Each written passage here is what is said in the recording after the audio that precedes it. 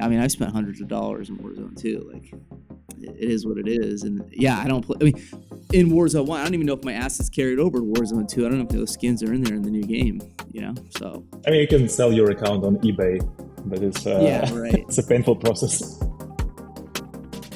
Hey, everybody, it's JP from Web3T. Very excited today to have two special guests from two separate projects that are working together. Rarible and Bubbles. Rarible is a creator-centric marketplace for NFTs that provides an environment where artists have a voice in how the platform is run. And Bubbles connects Web3 communities with its members cross-platform with an API that allows creators to publish updates and announcements on apps that build on Bubbles. So the reason they're both here is the two projects recently announced a partnership that's going to allow Web3 communities to reach their holders and potential buyers on a marketplace for the first time. So it's very exciting. Really appreciate you guys being here. So let's go through the round. Let's introduce everybody. We got faithful co-host Matt Bartlett, once again serving as producer, booker, thought leader, mentor, spiritual guru. For me personally, I don't know what you do for the show, but thank you. And then we've got André from Bubbles, co-founder and CEO, and then we've got head of partnerships Ev from Rarible. So really appreciate you guys being here, and very happy to get going. Matt, you got anything to say?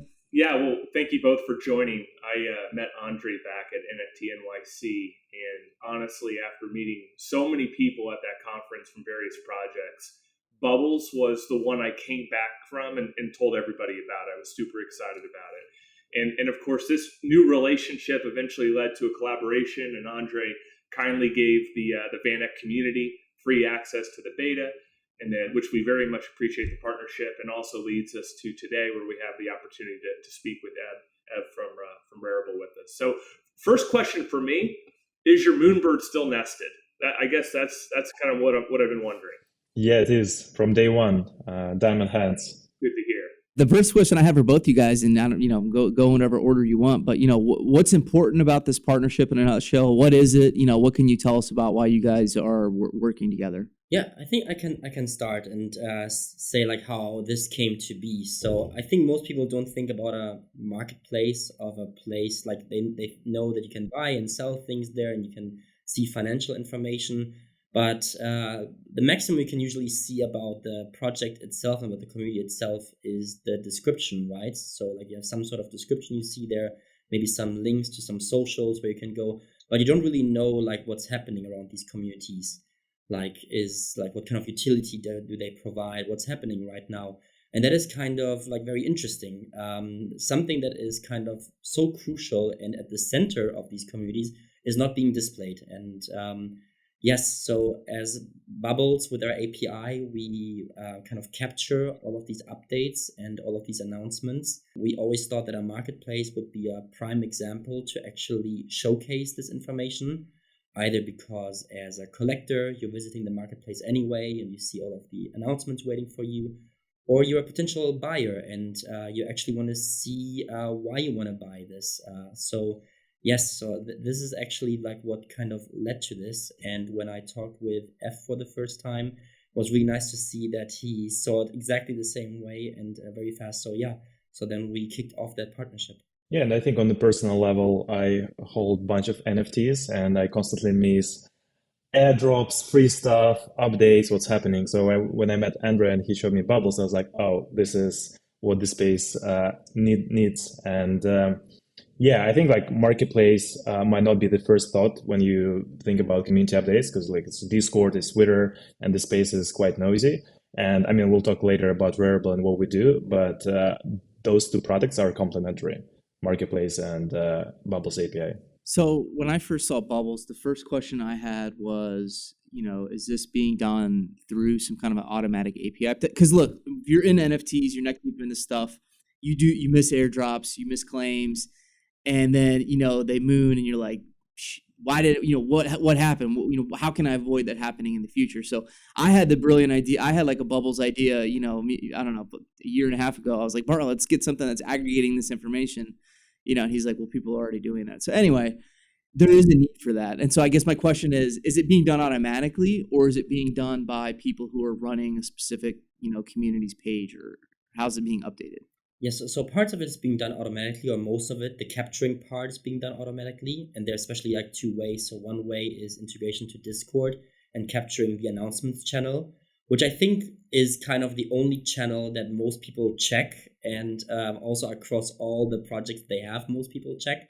And especially now in a bear market, I think like this is probably like if you were to see like the user behavior, probably like 90% of the clicks are going on that. So we capture that, and that's fully automatically. And then what we do is we enrich the announcements. So we attach metadata to it. So it's not only that we take it, but we actually, if you look into our API and you see it on our own app, we showcase you what this announcement is about, what kind of content does it have. And also if it's an event, which we defined as something that has a life cycle, so something that is over at one point, for instance, allow listing, nesting, governance proposals, all of that has like a start and an end date and a call to action. All of this metadata we attach to the announcement so it becomes processable by the API clients. So that is done, the capturing is done automatically. The attaching of the metadata, we have like a content team that does that, but we're already transitioning to an automatic model where we're going to use some sort of natural language processing model that we've been training for some months, and that's working pretty well. That I would say is like the first route if we go out there and we capture this information. The second part is if we get the information directly from our Web3 communities. So we're collaborating with a lot of our launch partners, and we have started that some of these Web3 communities start entering the information directly into our API. So then we don't have to actually attach this metadata because it happens upon entry. So the next time that a project would announce something, or they would schedule a utility, or they would schedule an event that they have, it all comes already like clean into our system, and we can share that then with our API clients. So I guess the question is, Rarible, first of all, Rarible is where I minted my first NFT. I minted a selfie I had taken of myself. It was like $100 gas fee. It was a lot. I was very proud of myself, and it's in a hacked wallet still. I haven't moved over from this hacked wallet. Anyway, so Rarible is a marketplace, and it's community and artist focused, right? I don't know, Ev, if you want to give us a rundown of what Rarible does, big picture, and then why and how you're integrating Bubbles into your ecosystem. Sure. So we started as a marketplace for digital art because it was the first case for NFTs when we started in 2020. Then we started to scale to other chains. So currently Rarible operates on 6 different chains. After that, we started to do aggregation. So right now we show listings from OpenSea, X2Y2, SudoSwap, LooksRare. And then we started to think like, what's next? How we can push the innovation forward? And we came up with this idea of community marketplaces, which is not a novel idea. If you think about it, the first marketplace, NFT marketplace, was a marketplace for CryptoPunks. So CryptoPunks community can trade punks between each other. And then we saw the same with CryptoKitties, and then marketplaces start to specialize on the verticals, art, then like gaming, and then they started to be horizontal. Like people can trade any NFTs on Rarible right now. So idea of community marketplace is basically creating a tools for creators to launch their own storefronts. So their community can trade NFTs in a secure way, so there are no fake collections. We can make sure that the royalties are respected. Also, projects can make money on the marketplace fee if they want and have prominence. If you go to Rarible, there are a bunch of projects you see on the front page. On your own marketplace or community marketplace, it's only your project. So that's our main focus right now, and we've already launched more than 1,000 marketplaces for different projects. So the next step would be how we can enhance this experience. Maybe communities want to trade physical products or have token gated experience.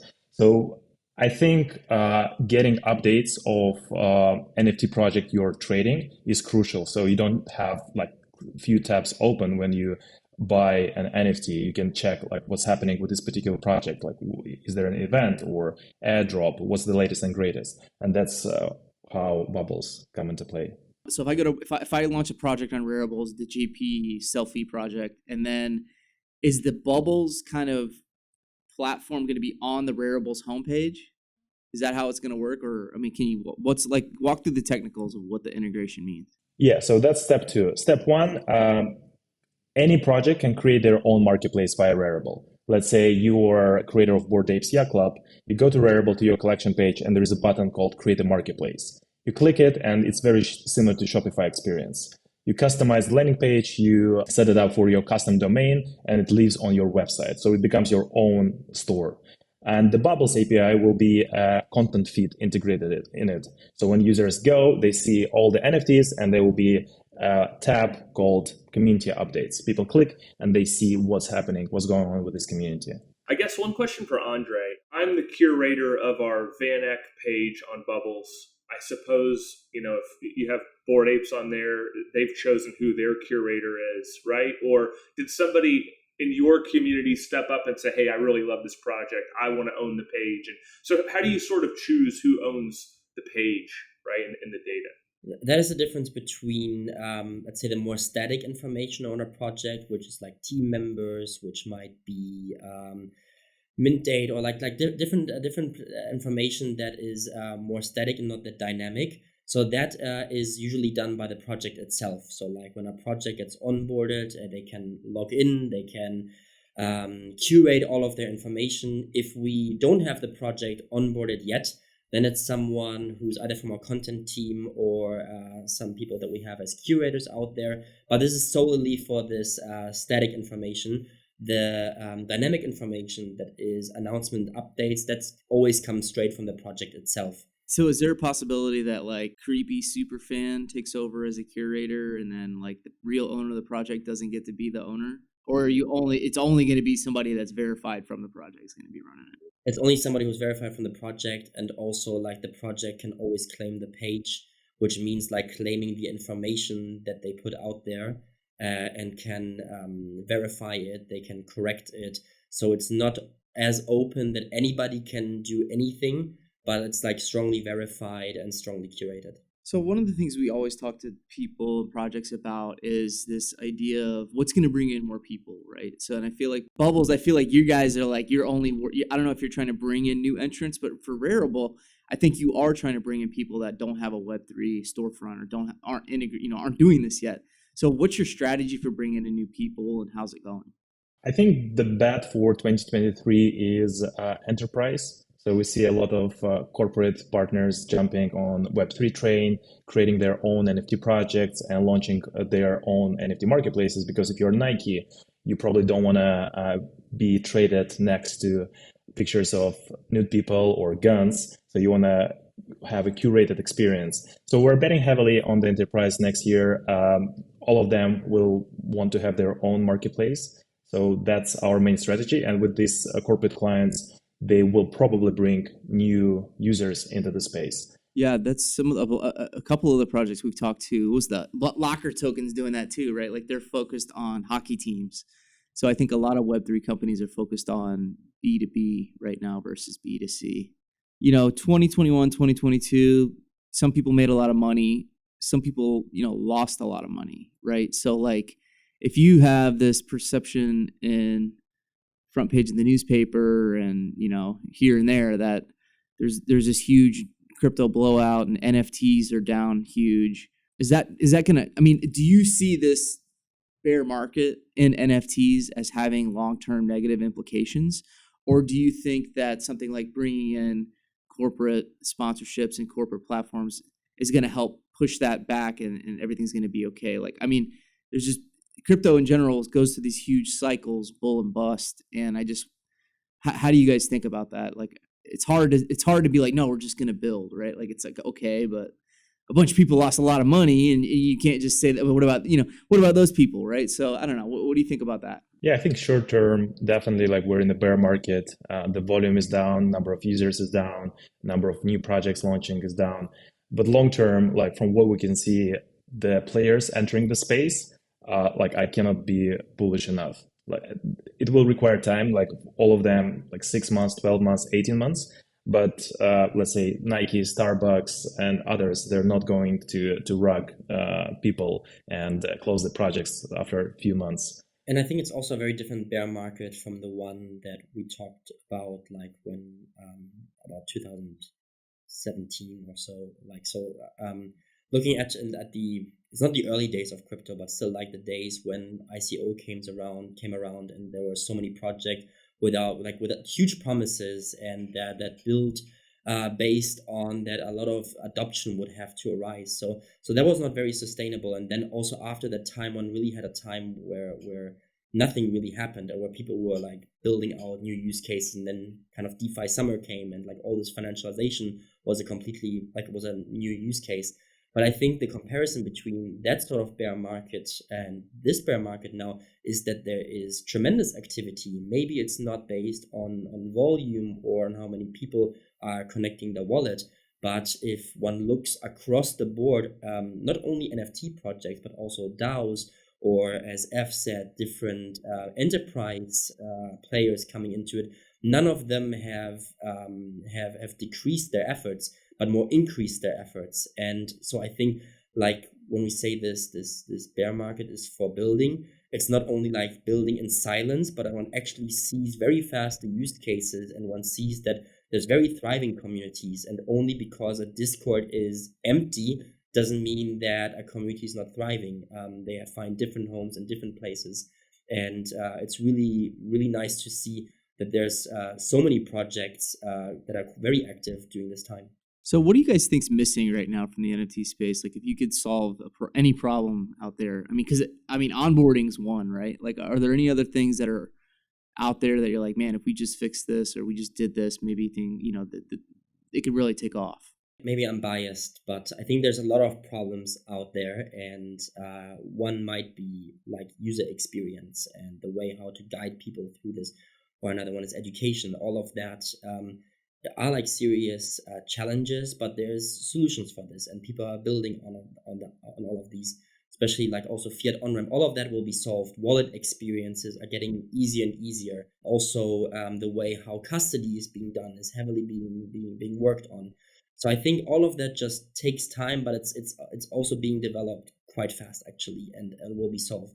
I think what, like, at the core of Web3 is definitely a challenge, is that there's a huge information overload, and there's a huge discrepancy how to access information. So if we really think that in, let's say, 2 or 3 years, there will be so many tokens being issued, and they might be NFTs, they might be fungible, they might be used for loyalty programs, they might be used for your ticketing, for token-gated fashion. There will be so many different use cases of that.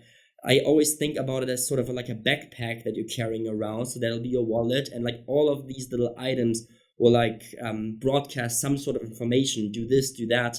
Don't forget to miss this timeline. Give us your opinion on this. Engage with that information. So like when we really think that this is gonna kick off, and this has nothing to do with floor prices, but this just has to do with like people using this for their own engagement and for fan engagement. And we think, how does a world like this look like when we already live anyway in a time with information overload? So Web3 really has to think about how to position itself next to all of the other attention-seeking apps, environments we have there, from TikTok to Instagram to your emails to your WhatsApp groups that you have out to your Telegram. So all of that is constantly the noise that we live anyway, and we kind of live to learn to live with. On top, we have Web3, and if we don't find like a very efficient way of getting the information across that is needed at the time that is needed, and also in a personalized manner, what interests me, only that I want to see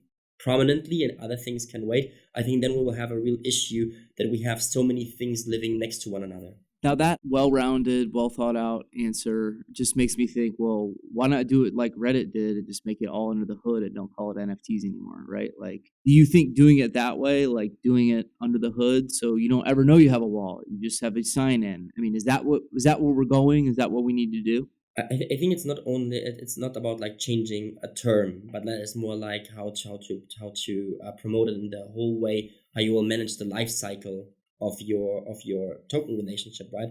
And Reddit doing that with digital collectibles in the same way Starbucks is doing it. It's more of showing where the DNA is coming from. And I think naming things in a different way, spinning up wallets in a different way, that's part of it. But still, you will have to, like, I think it's more the commitment that this has to integrate itself into Web 2. And I think maybe the last years were about like showing really Web 3 native cases and like being able to develop this ecosystem. But now it's actually time to turn around again and say, okay, so how can we actually adapt more to Web 2? Now we can integrate into what is already out there. And I can add to the point of like how we can onboard new users to the space. I'm a true believer that the next wave will be gaming. The problem is that so far there are no fun games to play with a good gameplay loop. But we're working closely with Polygon Studios and Immutable X, and I can see what type of games people are building on those chains, and they're really, really fun. So same way as when freemium games were launched, like people thought like why the hell people launch games for free? And then like after Fortnite success, like most of the successful games in the space are free. So same with Web3. When we have one big cool game everyone is playing, and people might not even like know that there are NFTs involved, that they have a wallet, there are some digital assets happening, like same way as like Reddit. It's like, oh, I have digital collectible, but I hate NFTs. So once it's going to happen, I feel a lot of big game studios and game publishers will jump into the space, and that's how we can onboard like millions of people. I think the same thing too. We've had EV.io on the show, and EV is a really fun game. I don't know if you ever played that. I mean, it's just like Halo, right? And one of the questions I always ask is it going to be Illuvium or some Web3 game that's not big yet that turns that corner and brings on 10 million new people? Or is it going to be Fortnite season? I mean, because Epic has some kind of an NFT thing going on one of their games, not Fortnite, but is Fortnite going to turn on NFTs first, or is Illuvium going to get so big that there's 10 million new NFT holders? Which one do you think is going to come first? I don't know. I think it's a good question. I feel that it will be a Web3 native game, just because all the like AAA studios, Activision, EA, all of them are waiting for it to happen, and they are risk averse to see like, hey, like maybe we shouldn't just jump in. Like let's wait for the first successful case. Once it's going to happen, those publishers will start building. Yeah, I totally agree. So we had Boomer on from Life Force Games last week. We had another show with him, and they just launched Spark Defense, which I downloaded as part of the pre-alpha this weekend, played it a ton. I think I finished in the top 10 on the leaderboard, which will get me some rare trait or avatar. I don't even care. It was fun, but I do think I'll get some sort of NFT that has value down the road. But it was fun first, and I think that's what really matters. And then the reward of it being something that I could trade or sell in a secondary comes later on. Yeah, I mean, I spent like a lot of money on Call of Duty Warzone and Hearthstone, and like those assets are locked. I cannot do anything with them, and I don't play Hearthstone anymore. So just looking at those cards, like, oh, maybe I shouldn't have spent all those money. Yeah, it's interesting. And isn't World of Warcraft where they've got like the underground economy that you're not supposed to sell stuff, and they still do and stuff? So once that becomes above ground, I mean, that's going to completely change the game, because, I mean, I've spent hundreds of dollars in Warzone too. Like, it is what it is. And yeah, I don't play. I mean, in Warzone 1, I don't even know if my assets carried over to Warzone 2. I don't know if those skins are in there in the new game, So I mean, you can sell your account on eBay, but it's yeah, right. It's a painful process. My next question was going to be about utility, right? That's a buzzword. What's the utility? What's the utility? I mean, is it a 20% discount on future items? Is it a backstage pass where I get an autograph? So, I mean, we're thinking about artists. We're thinking about games. We're thinking about social. So what are some of the utility twists that you're seeing out there that get you excited? I think last year and this year we saw like a lot of rinse and repeat. So like we saw all of these roadmaps being built out, promising utility. And then once, even sometimes when the utility like was given, then like the project didn't do well anymore because like the spark was out. So like the surprise element was gone. So like performing on the roadmap was not good, not performing on the roadmap was not good. But I think we saw like a lot of projects, especially coming out in the bear market, that kept things like wide open, vague, but like where you have the feeling that this project is really building something out. And that doesn't mean necessarily sending you like a t-shirt or so with your NFT on it, or maybe giving you something that you don't feel like it has really value for it. But it's really like a great mixture of anything. And I think this social aspect is super important. That's also why a lot of like real world events are working so well, because like the connection to other people, that's probably like utility number one at the moment. So It's a pretty, like, looking at the broader sense, it's still a big niche, or maybe a niche that is growing fast, but it's still a niche. And connecting people in real life events, in virtual events, I think is still utility number one. And I think that once you have the community, and once you have like a way to communicate with your audience, you will be able to offer very different kinds of utility. And we did talk about gaming, and gaming obviously, like being able to use certain things in the game, being able to self-express your way based on your skins or your emotes and different things. So that's definitely something. But I don't think that in order to bring, let's say, the next wave into it, that there need to be 10% on this, 5% on that. People don't do these things because of some small microtransactions, but they do this because it gives them a feeling of belonging. And that might look very different from it looked like maybe this year. It doesn't need to be hanging out in Discord constantly, but it could be a personalized way at a point of sales terminal, for instance, or at your local coffee shop. But I don't think that it necessarily has to be discounts. It's more about feeling part of something and feeling appreciated for being there. Yeah. So, I mean, I got a couple roundup questions here. I mean, this is like business school 101 interview questions. What's the most exciting thing out there for you? I think, Ev, you kind of hinted at gaming. And then what's the one thing you're kind of most afraid of, or something that keeps you up at night, if at all? I think on my side, it's, as I mentioned, gaming, like super bullish. I want to own my in-game assets. I want to have them and make sure I can send it to a friend or sell or buy more. And I think in terms of what keeps me up at night, feels like this space is anti-fragile, because we saw like Luna crash, FTX, bunch of rug pulls, and people are still here, people still building. So if Vitalik rugs us, I think that's like the only fear I have. If it doesn't happen, then I think we should be good. Mine are the same, JP. I mean, it's gaming, because as you know, 80-90% of what I'm into are gaming assets. The teams I'm invested in need to deliver and bring out a game. Like that's my prediction for next year, that the games will come out. And if they don't, I'm going to lose sleep, because we want to play these games and get some excitement, because again, otherwise we're not going to get folks on board. So I'm excited about next year's Web3 episodes. I'm the most excited about that. I'm cheesy. The thing I'm most afraid of, honestly, if I'm answering the question honestly, is I don't know if you guys were playing poker back in 2006, 2008. I mean, I was D-Gen full tilt poker guy every day, playing a lot. And I remember at the time there was rumors that they're going to shut it down. And I remember being like, nah, won't happen, nah.